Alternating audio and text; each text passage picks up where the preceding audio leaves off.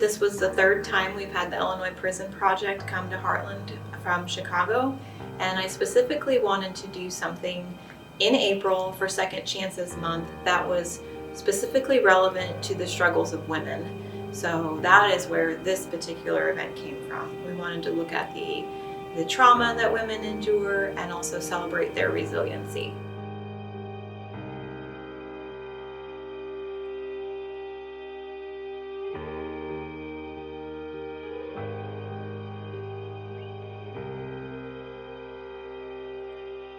I came home realizing a lot of people don't realize that women are incarcerated.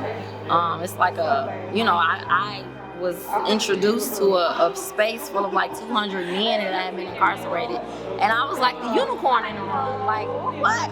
Like that, you been to prison? It's like, no, that don't exist. And I'm like, nah, it's a lot of us out here. I'm like, it's a lot of us that come home and we just don't know about these spaces, so they never got a chance to meet us. So my job has been to bring as many women in the space as I can.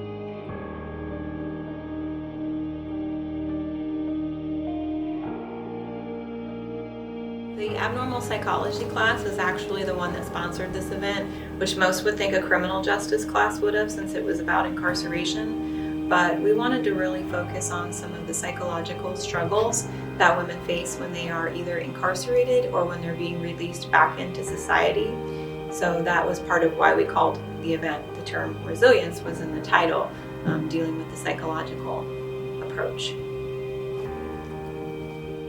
I think with society today, the main problem is people don't care about topics unless they have a direct impact on their life.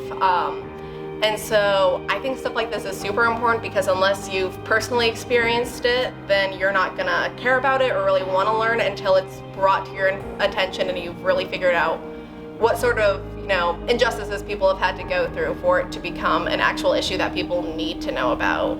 I mean, they spoke a lot about like how bad their living conditions were, and even hearing things like that, like having moldy bathrooms and not being able to drink clean water and things like that, things that should be basic human rights, and not realizing that that's how bad things were really means that stuff like this is important for people to learn.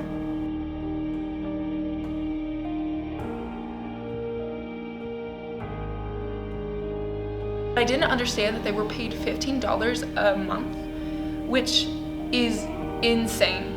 Because if you look at the list of commissary and like how expensive things are, including like feminine hygiene products, that is crazy to live off of $15 a month.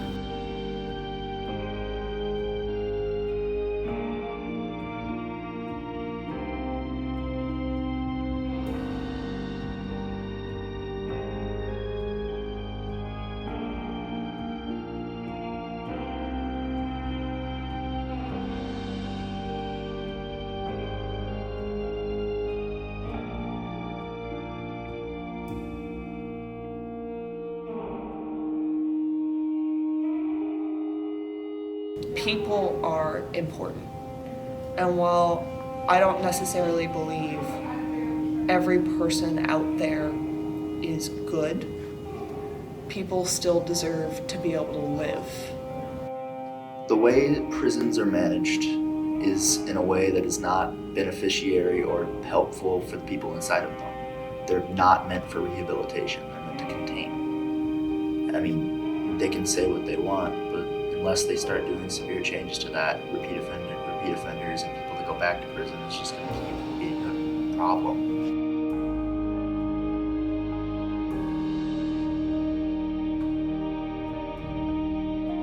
I guess like in my perspective, if I had been through what a lot of those women had been through, I would have much more of like a downer opinion on it all, but I really saw a lot of passion in them, and like in retrospect, like hearing what they've been through, it doesn't surprise me knowing like how they've learned to, be resilient and go through that. But like, I guess from hearing what they've been through, it was surprising with how much like passion they were able to speak from, I think like, at least for me, going through something like that would be really hard and kind of, I guess make me have more of a downer opinion on life, whereas they were really able to like speak passionately from the heart and really like show how they've been able to grow through their circumstances.